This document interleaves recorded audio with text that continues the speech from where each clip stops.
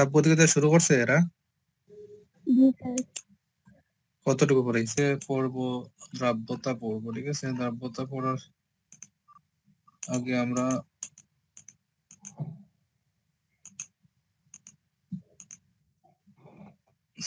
দ্রবণ আমরা পড়ছিলাম।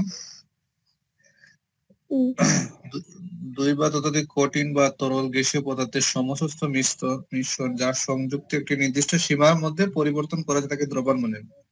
মানে দ্রবণ হলো দ্রাবক এবং দ্রব, ঠিক আছে। এর যোগফলকে কি বলে? দ্রবণ বলে, ঠিক আছে।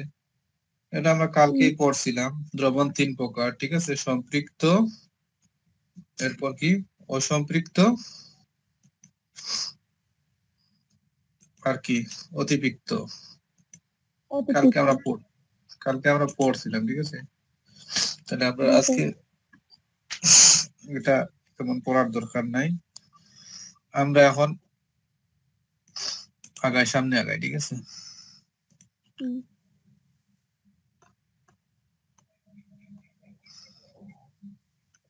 দেখো দ্রাব্যতা, ঠিক আছে। দ্রাব্যতা হইল কি বলছে? নির্দিষ্ট তাপমাত্রায় যত গ্রাম দ্রব 100 গ্রাম দ্রাবকে দ্রবীভূত হয়ে সম্পৃক্ত দ্রবণ উৎপন্ন করে ওই পরিমাণ দ্রবকে ওই দ্রবের কি দ্রাব্যতা বলে। এটা পড়ো, মানে এবার মুখে বলো, ঠিক আছে। আমি বুঝাই দিচ্ছি জিনিসটা, ঠিক আছে। আসলে জিনিসটা কি? নির্দিষ্ট তাপমাত্রায় 100 গ্রাম দ্রাবককে সম্পৃক্ত দ্রবণে পরিণত করতে যত গ্রাম দ্রবের প্রয়োজন হয় তাকে ওই তাপমাত্রায় ওই দ্রবণের দ্রাব্যতা বলা হয়। দ্রাব্যতাকে এক দ্বারা প্রকাশ করা হয়। ঠিক আছে। দেখো দ্রাব্যতা জিনিসটা কি, তোমাদের হাজারিতে অন্যরকম সংজ্ঞা আছে। এরপর এটা সঞ্জিত কুমার গুরুতে এরকম সংজ্ঞা আছে, ঠিক আছে। দ্রাব্যতা 3 ধরনের দ্রাব্যতা সাধারণত আছে, ঠিক আছে। আমরা কলম গেল 3 ধরনের দ্রাব্যতা আছে, ঠিক আছে। আমি বলি তা দ্রাব্যতার সংজ্ঞা হলো কি? দ্রাব্যতার যদি আমি স্বাভাবিক সংজ্ঞা দেই, ঠিক আছে। দ্রাব্যতার স্বাভাবিক সংজ্ঞা, দ্রাব্যতা স্বাভাবিক সংজ্ঞা হইল কি? নির্দিষ্ট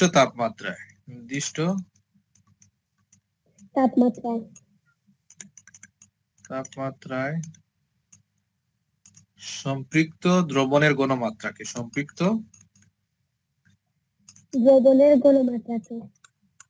নির্দিষ্ট তাপমাত্রায় সম্পৃক্ত দ্রবণের ঘনমাত্রাকে কি বলে? দ্রাব্যতা বলে। সহজ ছোট বাচ্চাদের সংজ্ঞা, ঠিক আছে। ছোট বাচ্চাদের সহজ সংজ্ঞা, ঠিক আছে। এখন তো বড় হইছে নাকি? তোমাদের একটু সংজ্ঞা একটু এখন দেখো। দ্রাব্যতা হইল কি 3 ধরনের সাধারণত আমাদের বইগুলোতে আছে। একটা হইল কি দ্রাব্যতা হইল কি এককবিহীন দ্রাব্যতা, ঠিক আছে। কি এককবিহীন দ্রাব্যতা? এককবিহীন দ্রাব্যতা। আর একটা হইল কি গ্রাম পার লিটার, ঠিক আছে। গ্রাম পার লিটার এককে। গ্রামটা কি হবে? দ্রব। গ্রামটা হবে কি? দ্রব। আর লিটার হলো কি দ্রবণের কি আয়তন, দ্রবণ। আর একটা হইল কি মোল পার লিটার। মোল হলো কি দ্রব, আর লিটার হলো কি দ্রবণ, ঠিক আছে। ঠিক আছে, মোল পার লিটারে যে আমরা মোলারিটি পড়ছিলাম না 9 10-এ, এটা ঠিক আছে। এখন আমরা এককবিহীন দ্রাব্যতাটা কি, কিভাবে এককবিহীন দ্রাব্যতা আসে, ঠিক আছে। তাহলে কি এর সংজ্ঞা হলো কি এককবিহীন দ্রাব্যতা, বা এই যে আমি 100 গ্রাম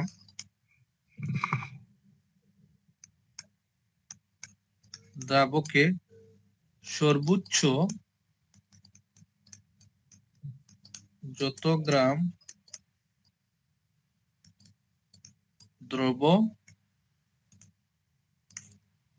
দ্রবীভূত থাকতে পারে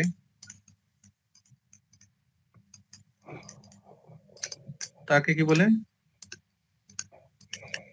দ্রাব্যতা বলে। 100 গ্রাম দ্রাবক, এটা মনে হয় বুঝো না, ঠিক আছে?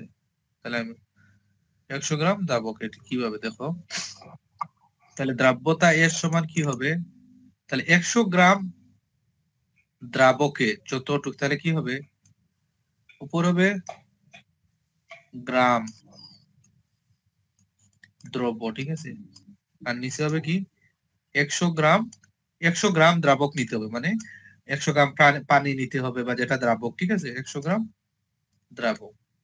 তাহলে কি 100 গ্রাম দ্রাবকে যতটুকু দ্রব্য কি দ্রবীভূত থাকে তাকে কি বলে?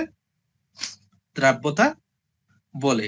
তাহলে 100 গ্রাম দ্রাবকে যতটুকু দ্রবীভূত থাকে তাকে কি বলে? দ্রাব্যতা বলে। আচ্ছা, এই জিনিসটা কি এখন বুঝছো না? আমি আর একটু ক্লিয়ার করে দেই কিভাবে, দেখো।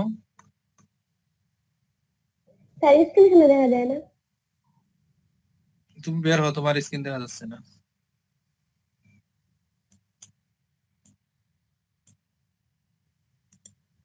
ম্যাথ করব, ঠিক আছে, ম্যাথ করব, ঠিক আছে।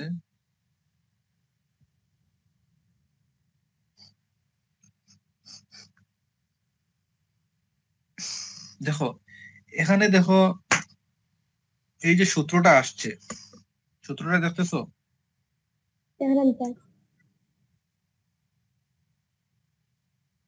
সূত্রটা দেখতে পারতেছো? এখানে সূত্রটা কিভাবে আসছে, ঠিক আছে, দেখো। টি ডিগ্রি এম গ্রাম দ্রব্য, এম গ্রাম কি দ্রবণ, আর এম হলো কি সম্পৃক্ত দ্রবণ। এম হলো কি সম্পৃক্ত দ্রবণে কি কি থাকে? দ্রবণে থাকে দ্রব আর দ্রাবক। দ্রাবক আর কি দ্রবক, দ্রব, ঠিক আছে। তাহলে আমার এখানে দ্রবণে এম আছে, এম এম নাকি, আর কি আছে? এম গ্রাম দ্রব আছে, এম গ্রাম কি দ্রব, ছোট এম, ঠিক আছে। এখন দ্রাবক বের করবো কিভাবে? তাহলে দ্রাবক সমান কি হবে? দ্রব, বড় এম মাইনাস ছোট এম। তাহলে কি এটা লিখতে পারি না? তাহলে আমার তো দ্রাবই তো বের করতে হবে না, দ্রাবকটা বের করতে হবে না? 100 গ্রাম দ্রাবকে কতটুকু দ্রব যুক্ত হয়, তারপরে সেটা বের করতে হবে না? ভালো করে বুঝো। তাহলে এম মাইনাস এম গ্রাম দ্রাবকে সম্পৃক্ত করতে প্রয়োজনীয় দ্রব্য কত? এম গ্রাম। আর 100 গ্রামে মনে আছে 100 গ্রাম দ্রাবকে যতটুকু দ্রব যুক্ত থাকে সেটাই কি দ্রাব্যতা বলে, এজন্য 100 গ্রাম আনছি। তাহলে 100 উপরে গুণ হবে, তাহলে দ্রব বাই দ্রাবক। তাহলে সূত্রটা বুঝতে পারছো? সেই আচ্ছা, তাহলে দ্রাব্যতা একটা অনুপাতিক রাশি, তার সুনির্দিষ্ট কোনো একক নাই। তাহলে মোল পার লিটারে হইতে পারে, গ্রাম পার লিটারে হইতে পারে, ঠিক আছে, আমি দেখাইছি। ক্লিয়ার হয়েছে এখন আমাদের দ্রাব্যতা এটা? এখন দেখো আমরা 50 মাইনাস 10 বুঝতে পারছো? কারণ কি আমরা জানি দ্রবণ সমান কি? দ্রবণ সমান দ্রাবক যোগ দ্রব। দ্রাবক যোগ দ্রব্য, ঠিক আছে। তাহলে এখানে দ্রব্য 10 দিয়ে আছে, ঠিক আছে, আর দ্রবণ 50 দিয়ে আছে, তাহলে আমি দ্রাবক বের করতে পারবো, ঠিক আছে। তাহলে 40 গ্রাম, ঠিক আছে। তাহলে তাহলে 100 গ্রাম দ্রাবকে যত গ্রাম দ্রব্য যুক্তি থাকে, তাহলে 10 গ্রামে দ্রব্য 10 গ্রাম 10 গ্রাম দ্রাবকে 40 গ্রাম দ্রাবকে দ্রবীভূত থাকে, দ্রবীভূত না ভূত, দ্রবীভূত থাকে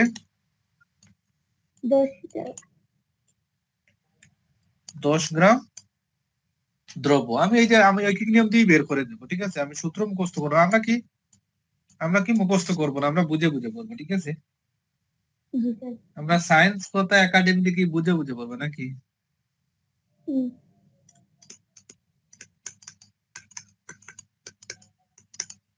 তুমি পরে মেডিকেলে চান্স পাওয়ার ক্লাস নিতে পারবা? তাহলে জি 100 স্যার। গ্রাম দাও। হ্যাঁ, নেবো স্যার। 100 গ্রাম দ্রাবকে, ঠিক আছে, আমরা যদি সূত্র জানি না 100 গ্রাম, তাহলে কাটাকাটি করলে কত হবে? 100 100 ভাইয়া স্যার। দেখি 25। এখানে কোনো একক হবে? জি না স্যার। এটা লাগে একক গ্রিন দ্রাব্যতা। ঠিক আছে, ক্লিয়ার হয়েছে আমাদের? Okay sir. তাহলে কি এখানে আমার দ্রব্য বের করতে হবে। ঠিক আছে, আমরা সূত্র জানি কি, এর সমান কি জানি? এর সমান হলো দ্রব্য ইনটু 100 বাই দ্রাবক।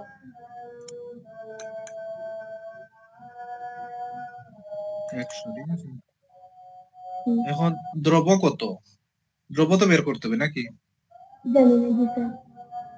হ্যাঁ, এখানে একটা কাহিনী আছে। কাহিনী কি? মানে স্যার দ্রাবকতার মান দেওয়া আছে, এর মান দেওয়া আছে। তাহলে এস দেয়া আছে আর কি দেয়া আছে, এই যে দ্রাবক কিন্তু এখন নাই। ঠিক আছে, দ্রাবক নাই কিন্তু দ্রবণ দেয়া আছে। ঠিক আছে, তাহলে আমরা দ্রবণ সমান কি জানি? দ্রবণ সমান কি? দ্রাবক দ্রাবক, যোগ দ্রবণ। দ্রাবক যোগ দ্রব্য। ঠিক আছে, এখন দ্রবণ কত দেয়া আছে? 700 গ্রাম নাকি? জি স্যার। 700। দ্রাবক তো জানি না। ঠিক আছে, দ্রব্য দ্রাবক, জানি না। দ্রবকরে এম ধরলাম। ঠিক আছে, জি স্যার। মনে করলাম দ্রব্য এম। ঠিক আছে, জি স্যার। তাহলে কি হবে? দ্রব্য যদি এম হয় তাহলে দ্রাবক সমান কি হবে? Minus M. 700 minus M. তাহলে আমরা দ্রব্য ধরছি কত? মনে মনে দ্রব্য ধরছি কি? মনে করি এম। দ্রব্য কত?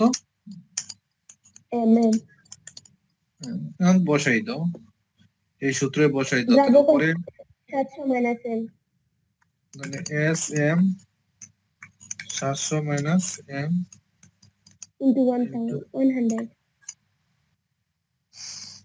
এখন এই যে 25, কত 25 না দিয়ে এখন কি এম এর মান বের করতে পারবে না? জি স্যার। এই যে 100 আর 700 কাটা গেলে স্যার নাইলে কাটা যেত না।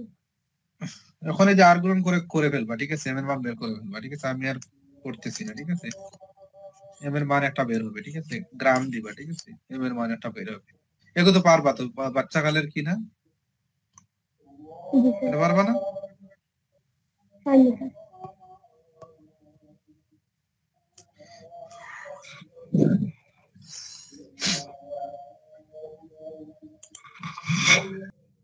দ্রাব্যতা কি বিভিন্ন নিয়ামকের উপর নির্ভর করে। ঠিক আছে, দ্রাব্যতা। ঠিক আছে, দ্রাব্যতা মানে কি, জিনিসটা কি দ্রবীভূত হওয়া। ঠিক আছে, দ্রাবকের প্রকৃতির উপর। ঠিক আছে, দ্রাবকের কি প্রকৃতির উপর। এখন যদি মনে করো আয়নিক যৌগগুলো কি হয়? আয়নিক যৌগগুলো অজৈব যৌগ। অজৈব যৌগ তো বুঝো। ঠিক আছে, যেগুলো জৈব যৌগ নয়। ঠিক আছে, অজৈব যৌগ অজৈব দ্রাবকে দ্রবীভূত হয়। ঠিক আছে, অজৈব যৌগ অজৈব দ্রাবকে দ্রবীভূত হয়। যেমন আয়নিক যৌগগুলো কি আছে, এগুলো পানিতে পানিতে দ্রবীভূত হয়। ঠিক আছে, কারণ পানি হলো কি অজৈব যৌগ। আর জৈব যৌগগুলো কি জৈব দ্রাবকে দ্রবীভূত হয়। যেমন কি লোহার গিল, দরজা জানালা যে কুটায় রং করার জন্য আমরা কি এই রংটা ব্যবহার করি না, এটা তারপিন তেলের সাথে মিশায়। তারপিন তেলের সাথে মিশায়, দেখুন অনেক একটা গন্ধ করে না, অনেকের ভালো লাগে, অনেকের ভালো লাগে না। এটা কি তারপিন তেলের সাথে ভিজায়।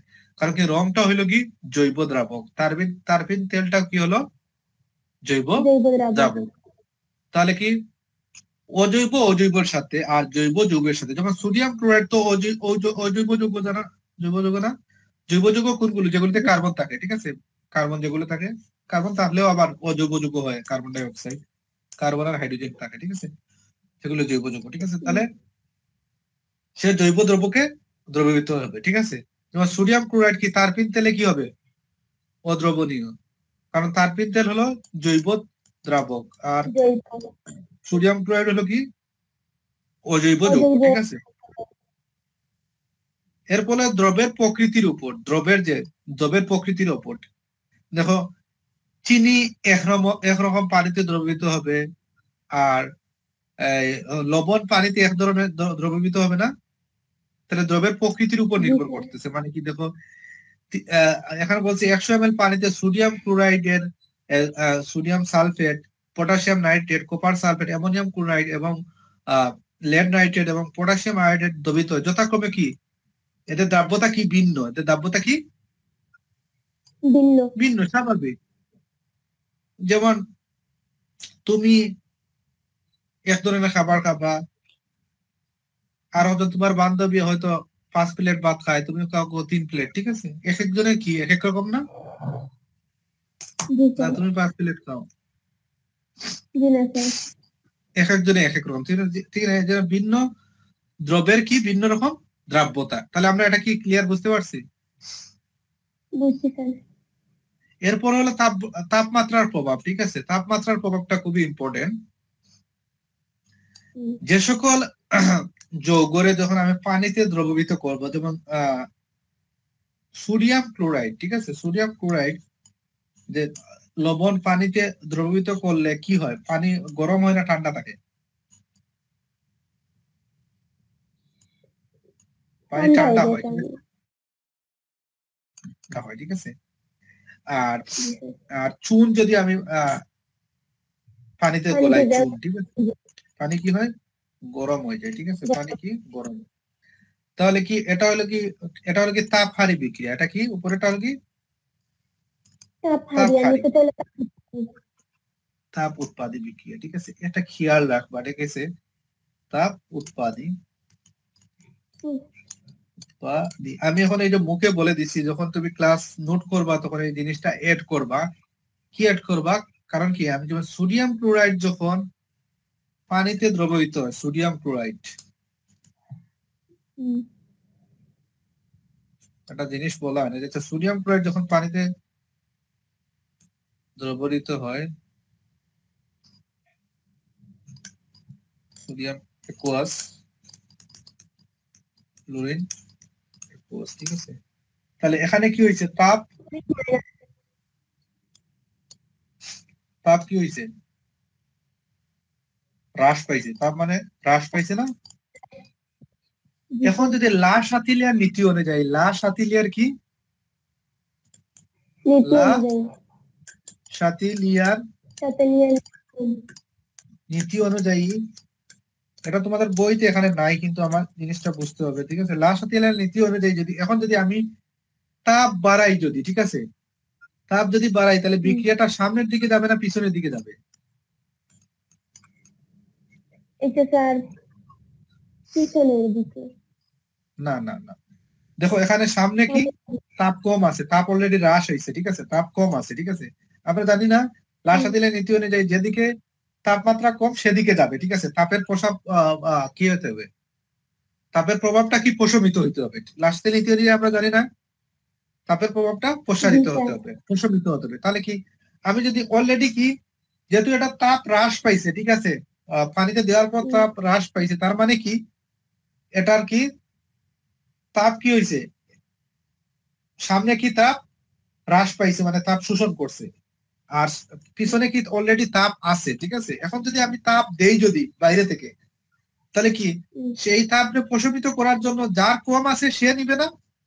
এটাই তো লা শাতিলিয়ার নীতি, যেদিকে কম আছে। তাহলে কি আমার এদিকে কম আছে, তাহলে আমার বিক্রিয়াটা কোন দিকে যাবে? সামনে, বিক্রিয়াটা সামনের দিকে। এজন্য কি যে সকল যৌগের দ্রবণ তাপ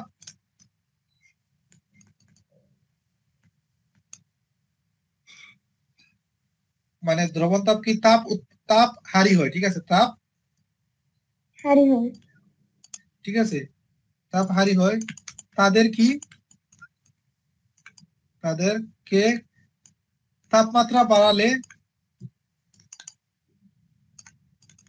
দ্রাব্যতা বাড়ে। তাপমাত্রা বাড়ালে কি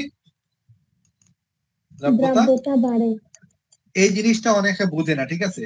তোমাদের বইতেও ক্লিয়ার ভাবে দেয়া নাই, ঠিক আছে? জিনিসটা তোমার বুঝতে হবে, কারণ কি এই লা শাতিলিয়ার নীতিতে আনতে হবে, কারণ বইতে লা শাতিলিয়ার নীতি বলে নাই। কারণ দেখো সামনের দিকে গেলেই তো দাব্যতা বাড়বে, সামনের দিকে গেলেই দাব্যতা বাড়বে না? সামনের দিকে গেলেই তো দাব্যতা বাড়বে, ঠিক না?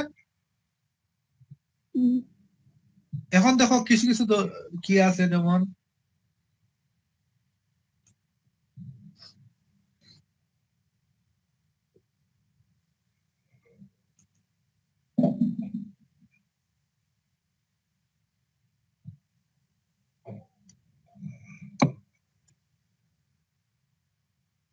বেরিয়াম সালফেট, ঠিক আছে?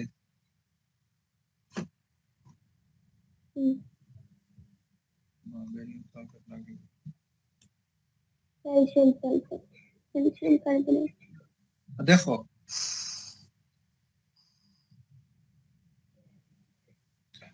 দেখো এগুলো দ্রবণ তাপ কি প্লাস, ঠিক আছে? দ্রবণ তাপ কি del H plus. Del H plus হইলে কি হয়? তাপ হারি না তাপ উৎপাদী? তাপ হারি। তাপ হারি। তাহলে যে তাপ হারি বিক্রিয়া, যদি এখন আমি তাপমাত্রা বাড়াইতে দ্রব্যতা বাড়বে না কমবে? দ্রব্যতা বাড়বে। আর এ দেখো potassium chloride, sodium chloride, ammonium ক্লোরাইডের দ্রব্যতা বৃদ্ধি পাবে, ঠিক আছে? কিন্তু কি হইলো লিথিয়াম সালফেট এর দ্রবণ তাপ কত? মাইনাস।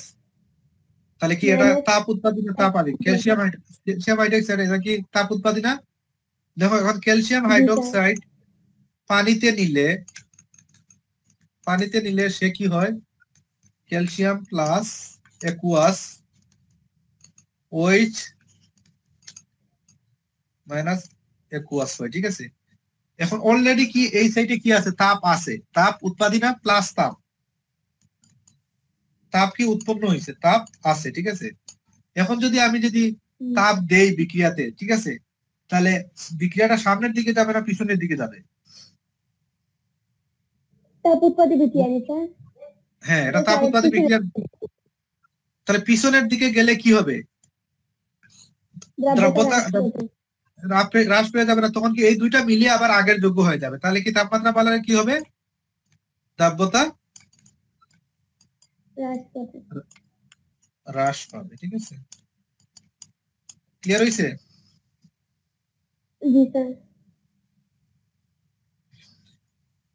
আর একটা জিনিস আমি ভুলে গেছি বলার জন্য, ক্লাসটা অনেক লং হয়ে যাচ্ছে। কি হাইড্রোজেন শক্তির চেয়ে কি বেশি? এখন কি এটা মাথার উপর দিয়ে যাচ্ছে? ল্যাটিস শক্তি কি আর হাইড্রোজেন শক্তি কি মাথার উপর দিয়ে যাচ্ছে? মাথার উপর দিয়ে যাচ্ছে? বুঝাই দিব না মুখস্থ করতে বলবো?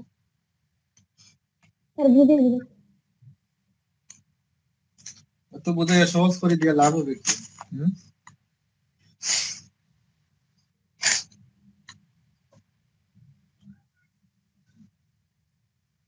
দেখো ল্যাটিস শক্তিটা কি আগে আমি তাহলে কি ল্যাটিস এনথালপি হলো কি এক মোল আয়নিক যৌগকে তার গ্যাসীয় আয়নের বাঙ্কে যত তাপ শোষিত হয়, অর্থাৎ কঠিন আয়নিক স্ফটিক বাঙ্কে যত তাপের প্রয়োজন হয় তাকে কি বলে? ল্যাটিস এনথালপি বলে। দেখো এই যে আয়নিক যৌগটা সোডিয়াম ক্লোরাইড, ঠিক আছে? সোডিয়াম ক্লোরাইড তো আয়নিক যৌগ, ঠিক আছে? এটা ল্যাটিস হিসাবে থাকে, ঠিক আছে? চক্র এরা খুব এদের ভিতরে কি এদের ভিতরে তো বন্ধন থাকে না? বন্ধনটা অবশ্যই বন্ধনটা ভাঙতে তো শক্তি দেওয়া লাগবে না? তাহলে এটারে আমি ভাঙতে চাচ্ছি, ঠিক আছে? গ্যাসীয় আয়নে পরিণত করতে চাচ্ছি। গ্যাসীয় আয়নে পরিণত করতেছি। গ্যাসীয় আয়নে পরিণত করলে কি যে শক্তিটা দিতে হবে সেটাই কি হলো? এটা সবসময় প্লাস দিতে হয়, কারণ কি এটা প্রদান করতে হয়। জিনিসটা সে খেয়ে নেয়, ঠিক আছে? জিনিসটাকে তারা দিতে হয়, তাহলে সেটা প্লাস হয়। এটা হলো কি ল্যাটিস শক্তি। মানে কি আয়নিক যৌগকে ভাঙতে যে শক্তি দেওয়া লাগে সেটাই হলো কি ল্যাটিস শক্তি, ঠিক আছে? এখন দেখো ল্যাটিস শক্তি দিতে হয়, ঠিক আছে? আর তোমার সোডিয়াম ক্লোরাইডের ভাঙতে কত শক্তি দিতে হয়? সোডিয়াম ক্লোরাইডের ভাঙতে সোডিয়াম ক্লোরাইডের ল্যাটিস শক্তি 700 প্লাস দিতে হয়, প্লাস 787 কিলোজুল পার মোল, 787, ঠিক আছে, 787 ল্যাটিস শক্তি। তাহলে ল্যাটিস শক্তি জিনিসটা কি বুঝতে পারছো? ল্যাটিস শক্তি কি? আয়নিক যৌগ ভাঙতে যে পরিমাণ শক্তি দিতে হয় তাকে কি বলে? ল্যাটিস শক্তি বলে। হাইড্রোক্সাইডের সাথে যায় আর হাইড্রোজেন হলো ক্লোরিনের সাথে যায়। তাহলে আমরা হাইড্রোজেন এনথালপি, গ্যাসীয় আয়ন যখন জলে দ্রবীভূত হয়ে জল অণু দ্বারা আবৃত হয় তখন তখন যত তাপ নিঃসৃত হয়, এই তাপটা তখন নিঃসৃত হবে, তাপটা কি বের হয়ে আসবে, ঠিক আছে? তাপটা কি পানি দ্বারা, পানি আকর্ষণ করে বের করে দিবে, ঠিক আছে? এটা কিভাবে হয় আমরা 9 পড়ছিলাম। তোমার সোডিয়াম ক্লোরাইড পানিতে কিভাবে দ্রবীভূত হয়, এইরকম দেখো।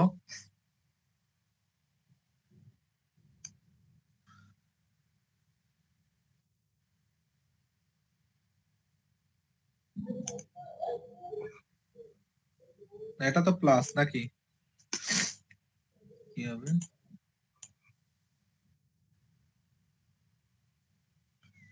প্লাস থাকলে কি হয়?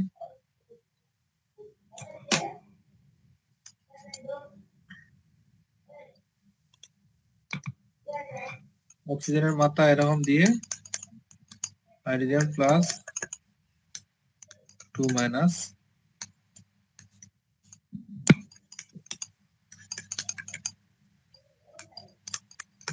এরকম চারদিকে তার দিকে ঘিরে ধরে না? আর ক্লোরিন রে কারা তো ঘিরে ধরে, ক্লোরিন মাইনাস কি ধরে ঘিরে? হাইড্রোজেন রে ঘিরে ধরে।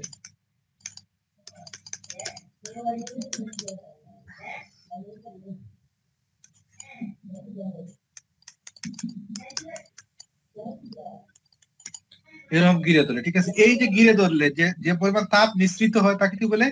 Hydration enthalpy. তারে কি বলে? হাইড্রেশন এনথালপি বলে। বেশি হইতে হবে। হাইড্রোজেন এনথালপি কি হতে হবে? কোন একটা বস্তু পানিতে দ্রবীভূত হলে, কোন একটা বস্তু পানিতে দ্রবীভূত হলে, পানিতে দ্রবীভূত হতে হলে কি হতে হবে? তার হাইড্রেশন এনথালপির মান, আর হাইড্রেশন এনথালপির মান সবসময় মাইনাস হয়। হাইড্রেশন এনথালপির মান কি হয়? সবসময় ঋণাত্মক হয়, কারণ তার তাপ নিশ্চিত। হাইড্রেশন এনথালপি গ্রেটার দেন কি হবে? Lattice enthalpy. ল্যাটিস। আচ্ছা, এটা আমি একটা সহজ একটা উদাহরণ দিয়ে বুঝাই দিই, ঠিক আছে? মনে করো তোমার কুলে তোমার বাতিজা আছে, ঠিক আছে? হ্যাঁ, তাহলে তোমার বাতিজারে তুমি তোমার সর্বোচ্চ শক্তিতে ধরে রাখলা, ঠিক আছে? আর একজন এসে তোমার চেয়ে শক্তিশালী, যেমন আর একটা এসে নিয়ে গেল, ঠিক আছে? তাহলে তুমি তারে ধরে রাখতে পারলা না, ঠিক আছে? সে নিয়ে গেল, তার কাছে নিয়ে তার মাঝে রেখে দিল, ঠিক আছে? তাহলে জিনিসটা কি? সে তার মাঝে নিয়ে গেল। ঠিক তেমনি হাইড্রেশন এনথালপি কি হইলো, যেমন সোডিয়াম ক্লোরাইড, এরা নিজেদের মধ্যে তো চাবে না নিজেদের মধ্যে থাকার জন্য। এরা কোন শক্তি দিয়ে থাকবে? ল্যাটিস শক্তি দিয়ে থাকবে না? এই যে সোডিয়াম ক্লোরাইড, এরা কি নিজেদের মধ্যে, এরা তো দুইজন কি স্বামী স্ত্রী, ঠিক আছে? এরা তো সবসময় কি একসাথে থাকবে না? এখন এদের বিচ্ছিতি করতে হলে কি একটা থার্ড পার্টি লাগবে না? তো এই থার্ড পার্টির শক্তি এদের শক্তির চেয়ে বেশি হতে হবে না? তাহলে কি হবে? তখন সে পানিতে দ্রবীভূত হবে। যদি হাইড্রেশন এনথালপি, যদি এই যে পানির যে ফোর্সটা যদি বেশি হয়, তাহলে কি হবে? এই আয়নিক যৌগটা পানিতে দ্রবীভূত হবে। এখন দেখো কিছু কিছু এই যেমন এগুলো পানিতে দ্রবীভূত হয় না কেন? ওই যেমন বেরিয়াম সালফেট, ক্যালসিয়াম কার্বনেট প্রভৃতি আয়নিক যৌগ পানিতে অদ্রবণীয়। তুমি কারণ কি বলবা কি এদের ল্যাটিস এনথালপি হাইড্রেশন এনথালপির চেয়ে কি বেশি? বুঝতে পারছো? মানে এদের নিজেদের মধ্যে আঁকড়ে থাকার কি ক্ষমতা বেশি বাইরের প্রভাবের চেয়ে। তাহলে কি এরা নিজেদের মধ্যে থাকবে না? বুঝতে পারছো? হ্যালো, আচ্ছা, ল্যাটিস এনথালপিটা কি? ল্যাটিস এনথালপি এটা বলো। ল্যাটিস এনথালপি হলো স্যার মানে কি, এই যে যে আয়নিক তাপ দেওয়া যৌগটা, হয় আয়নিক যৌগটা কি নিজেদের মধ্যে কি এর সাথে থাকার যে কি প্রবণতা, যে শক্তি, তারা কি বলে ল্যাটিস এনথালপি বলে। এখন এই জিনিসটারে আমি পানিতে কি করাইতে পার, গুলাইতে চাচ্ছি। পানিতে গুলানি মানে কি, সোডিয়াম আর ক্লোরিন কি ভেঙে যাওয়া, সোডিয়াম আর ক্লোরিন কি ভেঙে যাওয়া। ভেঙে যায় তাহলে এই জিনিসটা ভাঙতে হলে কি এই ল্যাটিস এনথালপির চেয়ে শক্তি বেশি দিতে হবে না কম দিতে হবে? বেশি দিতে হবে এই শক্তিটা কে দিবে? পানি দিবে না? এই পানির এই শক্তিটার নাম কি? হাইড্রেশন।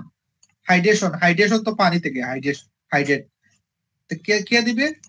পানি দিবে হাইড্রেশন এনথালপি। তাহলে কি একটা যৌগ পানিতে দ্রবীভূত হওয়ার শর্ত কি? হাইড্রেশন এনথালপি বেশি হবে না ল্যাটিস এনথালপি বেশি হবে? হাইড্রেশন এনথালপি বেশি হবে কি কি বেশি হবে? হাইড্রেশন এনথালপি হ্যাঁ, তাহলে বুঝতে পারছো? জি স্যার ক্লিয়ার তো? বুঝতে পারছো নাকি? এখন দেখো একটা বিশ্ববিদ্যালয়ে একটা প্রশ্ন আইছে, কোন যৌগ পানিতে দ্রবণীয় হওয়ার শর্ত কোনটা হবে?